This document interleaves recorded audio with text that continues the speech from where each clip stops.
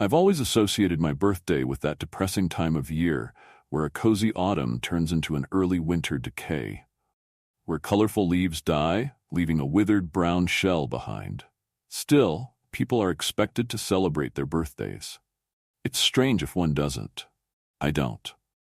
My fiancée recently asked me why I never celebrate my birthday, and it's a hard one to explain. When you've been through something traumatic, everything sort of brings you back to that moment, one way or the other. And while I'd love to tell her about it, I don't think I can without sounding like a maniac. I thought I'd start by just telling my story anonymously and sort of go from there. It was the year I turned 13. Since You've Been Gone was blasting on the radio every hour of the day. My friends and I were quoting How I Met Your Mother religiously. It was a good time to be a kid. Since my birthday was in the middle of the school week, my big birthday plans were postponed until the upcoming weekend. Still, I couldn't complain. Birthday cake on a Tuesday didn't sound all that bad. I got home, had a small celebration with my parents, and opened a few presents. 2 new games for my PlayStation 2. Score!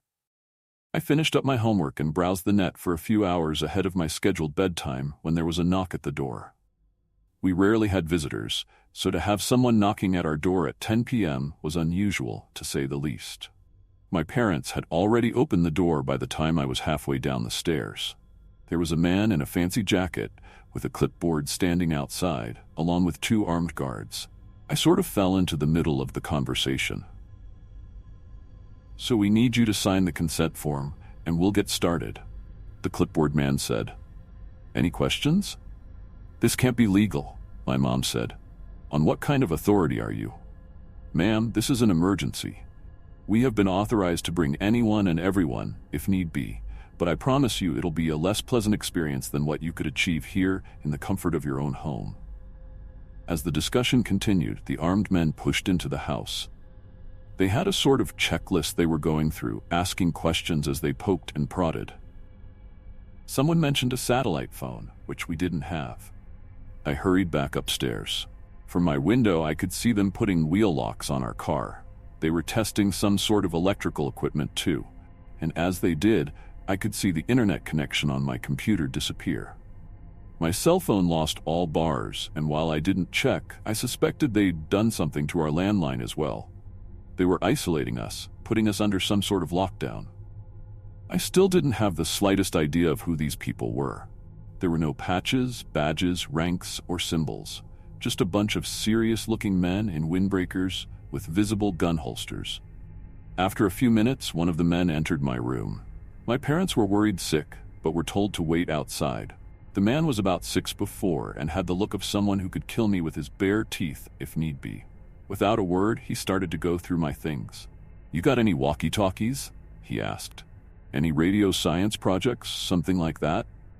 "Nope," I said, shaking my head. "I got a PlayStation 2. That can go online, right?"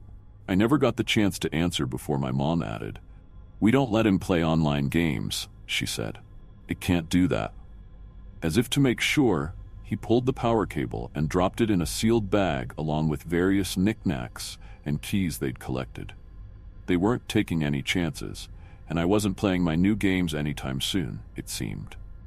As they finished up their impromptu house inspection, we were asked to gather downstairs. The fancy man with the clipboard cleared his throat, and the room fell deathly silent. Even my dad, who was usually a very assertive man, didn't have much to add to the conversation. That's how you knew it was serious. For 72 hours, this and surrounding neighborhoods are under lockdown, the man explained. There is a localized problem related to a recent geological event, which has caused some unexpected issues. I'm sure you've noticed some minor oddities as of late. Like what? My dad added. Milk turning sour. Houseplants getting a strange color tint. Swarms of frogs cluttering the roads. My parents said nothing, but they nodded. Perhaps they'd seen something I hadn't. The man put down his clipboard as he explained calmly. You have been exposed to something akin to a chemical. It reacts violently to the release of certain hormones which are associated with deep REM sleep.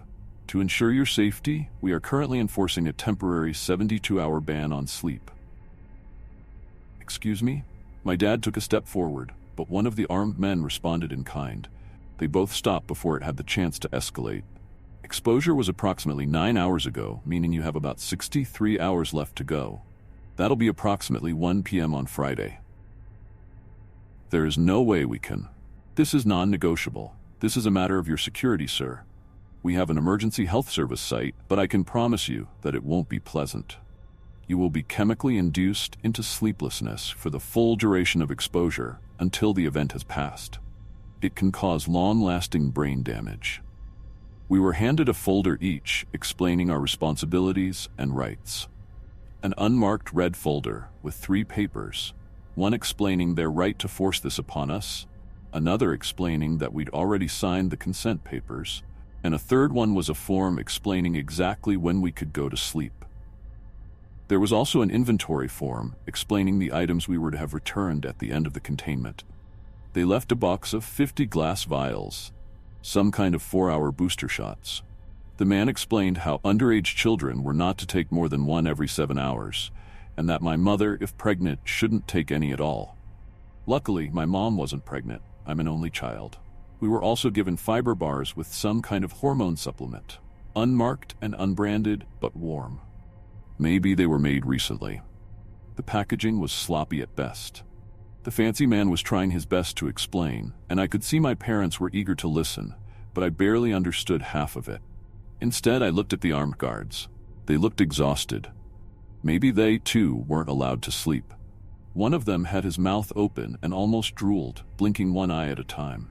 I could have sworn he nodded off for a second, which prompted him to take a walk outside. "I don't know if we can do this," my mother complained. It's a lot to ask. We've only just... If at any point you can't do this, you need to call this number. It's the only number that works, the man said, pointing to the final line on the final page of the folder. If someone falls asleep and can't be awakened within a few minutes, they're in terrible danger. If that happens, try to keep them awake by any means until we can get here to pick them up. And then they'll be taken to our site in Mankato, where they'll be chemically induced to stay awake. "So, what exactly happens if someone doesn't make it?" my mom asked. "If we all just fall asleep?" The man shook his head, tapping the clipboard with his pen. "They will most probably die. Others might too."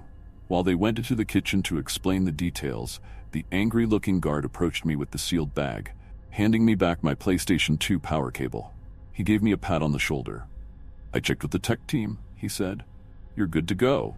And, happy birthday." I'd almost forgotten that it was my birthday. I appreciated the gesture, but I just couldn't bring myself to smile. I had too many questions bubbling in the back of my head, and I was too afraid to speak. They probably talked for another 20 minutes or so before the men left, leaving my parents and I alone in the kitchen. My mother was smoking under the kitchen fan. I'd only seen her smoke 2 times, once when she lost her job and another time when her father got sick. Smoking in the kitchen was a surefire way to tell something was wrong. Dad was sitting with his arms crossed, looking at the box of booster shots. "This is not a joke," my dad finally said. "This is very serious. We're all going to need to help each other to get through this." Mom said nothing, but I could see her hands trembling. She'd been crying. She was shaking so much that the ash from her cigarette didn't reach the ashtray. It just plopped down on the stove. "We can't be alone," Dad continued. "We're going to do our best to keep busy. You can play as many games as you want, but you can't fall asleep." "They gave back my power cable," I said. "Does that mean it's okay for me to use the PlayStation?" "It's okay," Mom coughed. "It's okay, honey. Play your games." For those first few hours, I didn't understand what the big deal was. No more school for the rest of the week, no bedtime, and unlimited screen time. That didn't sound too bad. I gamed late into the night. Sly 2 and Ratchet and Clank were on the menu, and I had a blast. I got some snacks, along with one of those fiber bars. They tasted like twigs and raisins, but it made my brain calm. Not tired, but it made it easier to focus. It also made it harder to shut my eyes, making my eyelids itch. All lights in the house were kept on all throughout the night.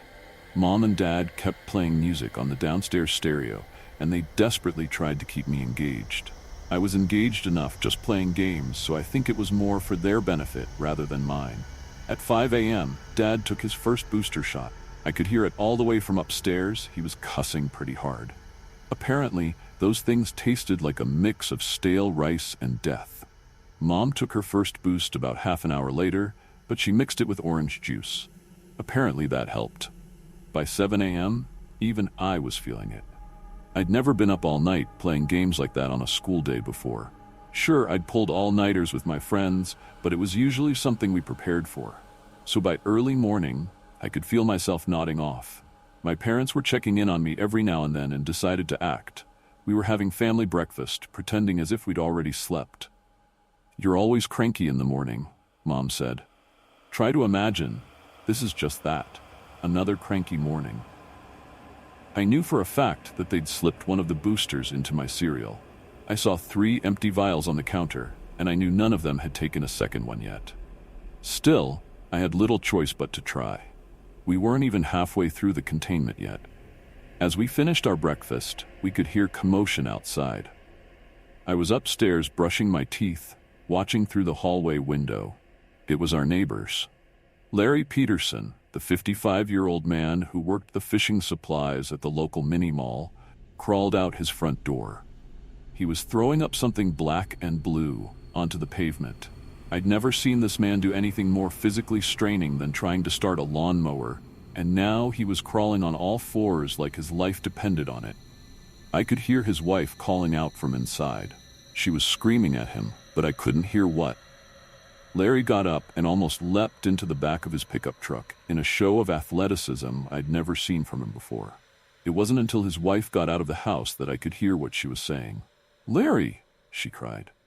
"Larry, wake up!" I saw Larry Peterson grab a wrench, get out of the truck, and grab his wife by the hair. Suddenly, a hand covered my eyes as my father dragged me away from the window. I could hear a scream turn into a gargle, followed by a hearty laugh, one I'd heard 1,000 times before. The same kind of laugh Larry Peterson would chuckle up whenever my dad tried to pull off a bad pun. My mind painted me a picture of what happened, and it wasn't pretty. My dad spun me around and stared into my eyes. I could tell he wasn't himself. There were lines across his face that I hadn't seen before. "Stay with me and Mom," he said. "Don't look outside. People are getting sick." "Are we getting sick, Dad?" I asked, a yawn escaping me. He shook me a little, as if to make sure I was paying attention. "We'll be fine," he said. "It's just a matter of time, but I don't want you to see people getting hurt. Larry isn't feeling well." There was a knock on the front door. Dad took point as Mom hid in the bedroom. I remember standing on the top of the stairs, looking over the railing to the floor below.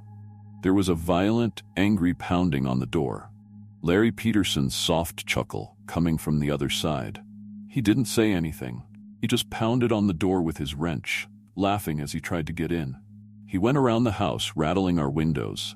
He didn't get far before we could hear a car roll up. There was a popping sound, but not like a gunshot. I think they tased him. By the time I could hear Larry Peterson get dragged off, my mom had come upstairs with a smile taped to her face, asking me to show her how far I'd gotten in my fancy new video games. She was clearly trying to keep me distracted, but I didn't mind. At that point, I wanted desperately to be distracted. I could imagine Larry Peterson on the other side of the front door, his white t-shirt stained with that strange black and blue goo he'd thrown up, wielding that wrench with a manic grip. The thing was as large as my arm and solid metal. I'd never considered it a weapon, but thinking about it made my blood run cold. Had he really killed Mrs. Peterson? Why? Mom and I spent the next few hours playing video games. We also made a plan. We went through our old DVDs and decided on a watching schedule. She'd originally planned a walk, but now we weren't to leave the house. She didn't want to say why, but I had the feeling that there was something outside the Petersons' house that she didn't want me to see. Bloodstains, maybe? I was too afraid to find out. My parents tried their best to keep the mood up, but I could tell it was getting to them. My dad was mostly just standing there, leaning against the door, staring straight ahead like in a trance. Mom tried to occupy herself by playing games and watching DVDs with me, but she was counting the minutes until she could get her next booster shot. I wasn't eager to take one. They made my stomach all queasy. We made it all the way until noon. Dad was having trouble staying up and kept washing his head with cold water. He tried to keep busy doing housework that he'd kept for a rainy day, but there were constant distractions. We could hear sirens in the distance, and at one point there was someone spraying our front door and windows with a high-pressure water hose, possibly to wash away the last traces of Larry Peterson. There were dog patrols going up and down the street, along with the occasional phone call. The one number that still worked, where someone called to make sure we were all awake and accounted for. By dinner time, Mom was having stomach troubles. Her shaking had gotten worse, and she was having trouble with sudden change of smells. Dad kept rubbing his eyes and checking his watch, getting up every 10 minutes or so just to move around. We had decided that we were going to play board games after dinner, but Mom was having trouble keeping herself from throwing up. We ended up just reheating a lasagna from a few days back. I didn't mind. Mom made amazing lasagna, but my appetite was quickly lost when I saw my mother barely keeping it together. She kept drooling and making this weird chugging sound. She was blinking slower and slower. Dad tried to get her to eat one of the fiber bars, but she just ran out of the kitchen, locking herself in the bathroom. It was touch and go for a while. I could feel my heart racing as Dad tried to convince her to unlock the door, but she just couldn't do it. After a while, she stopped responding. Dad had to break the handle with a hammer, but it was too late. She was already sleeping. I could hear it through the door. As the door burst open, Mom had only been asleep for a couple of seconds, a minute at most, but she was sitting on the toilet, her head leaning back, and something was coming out of her mouth, black and blue fingertips poking out over the edge of her lips. Her throat undulated. The moment Dad grabbed her, she tipped her head forward, coughing. Dad washed her face in the sink while yelling at me to wait in the other room. For a few minutes, I was just sitting there, ready to run or hide. It might have been too late, I figured. She could have already been affected, like Larry Peterson. I could hear them arguing in the other room, and as their voices went from angry to desperate to sad, I didn't know what to do. When they finally returned, they sat me down to explain that we were going to be fine, that we were almost halfway through, and that we were in the home stretch. They were so kind, warm, and careful in the way they explained it, but my mind was 1,000 miles away. I had trouble focusing, and all I could think about was that strange noise I kept hearing in the background. Something outside. Dad was halfway through explaining how we weren't going to lock our bathroom doors anymore when something in me screamed at me to react. It was just a slight click, but it was clear as day. Maybe it was those booster shots, but I kept hyper-focusing on little details rather than big-picture stuff, like an actual conversation taking place in front of me. I closed my eyes, and no less than a second later, there was a loud bang. Someone was shooting at us. It was only a couple of shots, but we dropped to the ground. One shot got lodged in the front door, while the other cracked the kitchen window. There were loud voices outside, laughing hysterically. They were talking, but barely making any sense. One of them sounded like she was trying to talk with food in her mouth. Mom and Dad kept quiet as 2 more shots popped off, one of them hitting the kitchen light. With an electric spark, it gave out, blacking out most of the kitchen. I could hear someone running and laughing as they continued down the street. In the distance, there was more gunfire, maybe someone responding in kind. "We can't stay here," Mom whispered. "We gotta call them." "You want to go to where they put Larry?" Dad answered. "To be in a whole hospital full of these people? They're shooting at us. We can't just..." Mom quieted down and looked at me. She and Dad excused themselves to talk in private while I was asked to move upstairs. I was to stay away from windows, and I couldn't sit or lie down. They'd be up to check on me in a bit.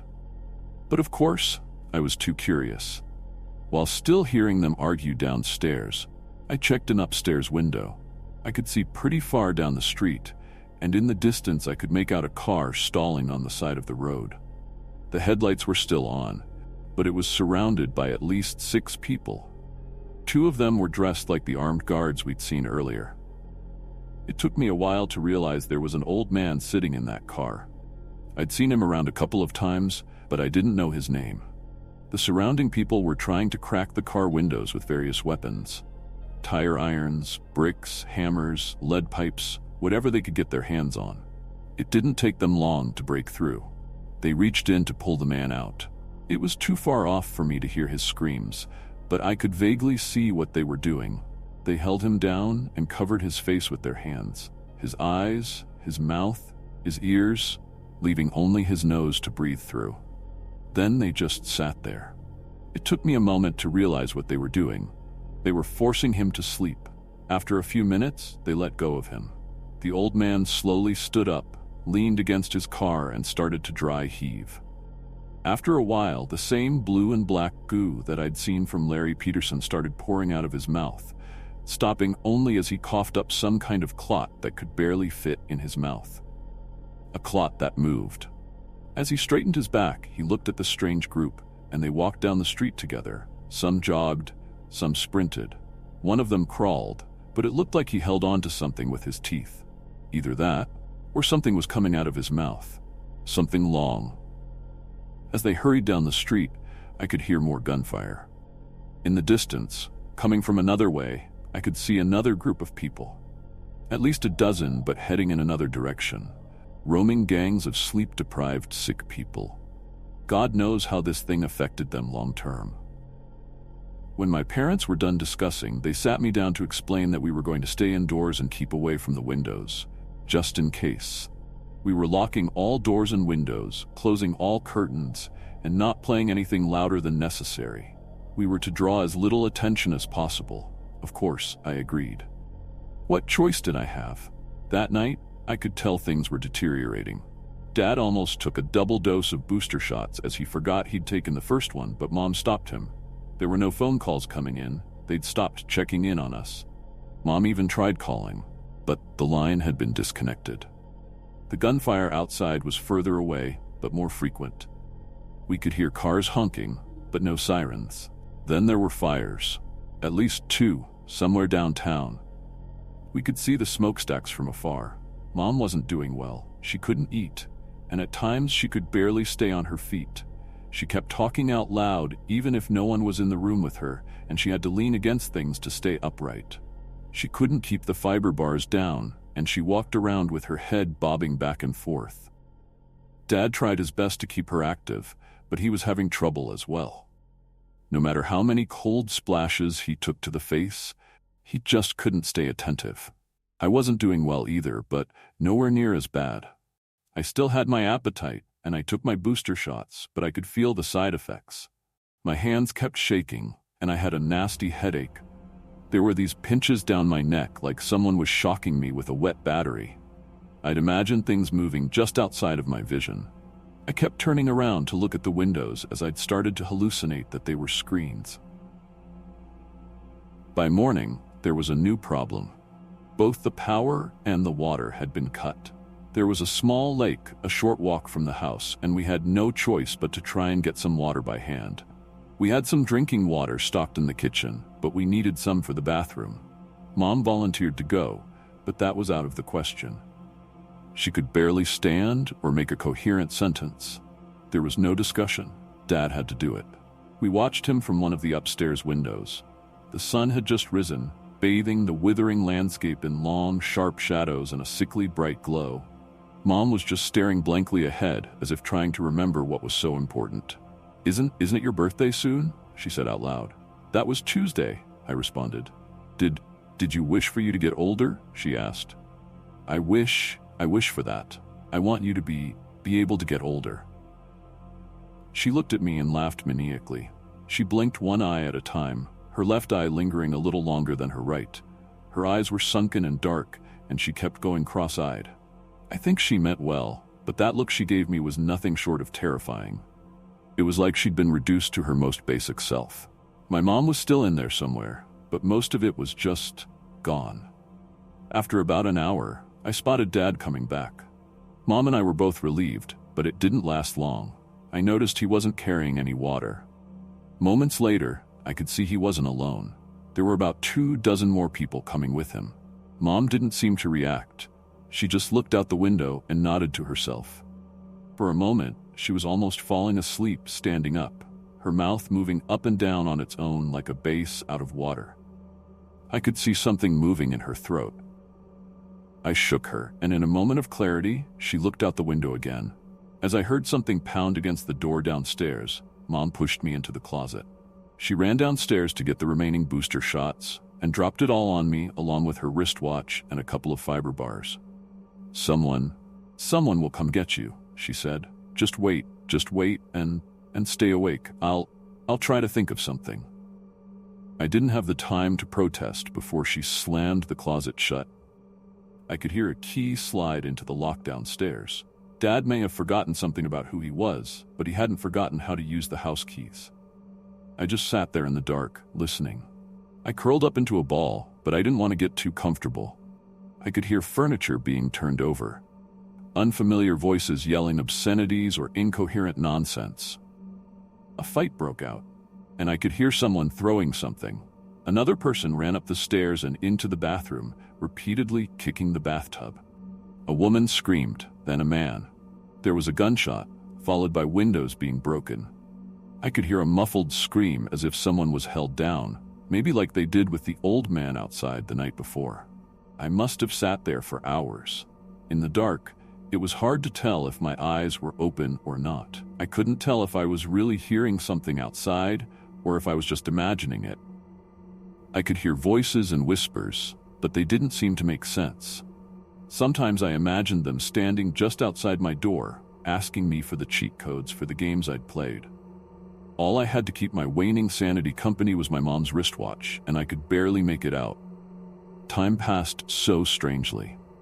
I could be wrapped in a thought for what felt like hours, but only minutes passed. Then I'd catch myself staring straight ahead, and 2 hours could disappear. I kept repeating the next scheduled hour for the booster shot like a mantra. But things were getting stranger. The clock would go backwards. I'd imagine someone sitting across from me, a pair of white eyes staring back at me from the dark. There were little voices telling me to go to sleep, and I found myself nodding off. I could feel something moving in me, like a hand trying to fit into a glove. I finally gave up and got out of the closet. I could barely stand as I dragged the booster shots and fiber bars along in a plastic bag. I didn't care if there was anyone downstairs. I needed to see something. I needed light or some kind of stimuli. The whole house was trashed. Every piece of furniture broken, every light smashed. There was blood spatter on the walls, and the front door was hanging on a single hinge. Every window was smashed, and our picture frames had been thrown across the room like ninja stars. But the strangest thing was an acrid smell coming from the kitchen. At first, I didn't understand what it was. It looked like a person, but there was the wrong number of limbs. After a few seconds of adjustment and trying to force myself to clarity, I realized it was a dead body. A young man with a knife sticking out of his chest splayed out on the kitchen floor. His jaw was extended and broken on one side. There was a black and blue arm reaching out of his throat, reaching upwards to grab his own head. Something in me stirred. Something in me didn't like what I was looking at, and I wasn't sure if it was me or something else. I tried to push it down with a fiber bar, which strangely worked. I made my way outside in a daze. I didn't know what to do. Part of me wanted to find my parents. Another part of me wanted to get out of town. I wanted to look for a bike or just start walking or catch a bus. Of course, there were no buses to catch, but my sleep-deprived mind couldn't separate fact from fiction anymore. That entire night was one long living nightmare. I kept imagining things coming out from the dark. I could hear voices telling me to turn around, to stop, to run, all at once and none at all. I could barely keep my balance, and stopping even for a moment would send me straight to sleep. I had to keep going. I even took an extra booster shot, which just gave me this sharp joint pain and made me sweat. I could tell I'd done something stupid. I took a shortcut through the park. I could see faces coming out of the trees. I saw a man lying face down on the gravel path, being pulled forward by an arm coming out of his mouth. I saw a man out by the lake, repeatedly slapping his arms against the cold water surface, like a manic child trying to get as high a splash as possible. Some of it was real. Some of it wasn't. I couldn't tell which was which. Not anymore. When I finally reached downtown, I saw at least 24 people gathered outside a burning building. All of them with black and blue arms reaching out of their mouths, stretching towards the flames, as if slowly wafting air towards them. Like human kelp moving against an invisible current, they leaned back and forth in unison, praising whatever chaos they'd caused without a word or sound. And yet I could hear them, welcoming me, beckoning me, all voices unique, carried to me by an unfelt wind.